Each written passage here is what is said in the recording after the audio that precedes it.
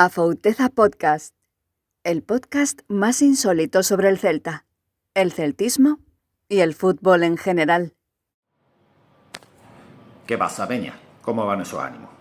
Yo, la verdad, que desde el partido del Pau estoy más motivado que Borja Iglesias en el Hello Nails. ¿Cómo no voy a estar motivado si estamos a un Gorder Panda de que nos digan la zamburiña mecánica? El caso es que ahora nos viene un hueso duro de roer, el Atlético del Xolo, el equipo corchonero, que digo yo que corchonero vendrá de Corcho. Me imagino que es que donde está ahora el estadio, en la antigüedad, aquello sería un bosque de alcornoque o una cosa así.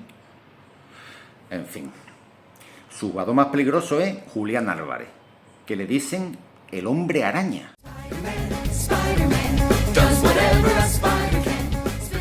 Pues yo creo que la mejor forma de pararlo podría ser coger a Franco Servi, pintarlo entero de verde y ponerlo a hacerle un marcaje individual a campo completo contándole chistes de gallego.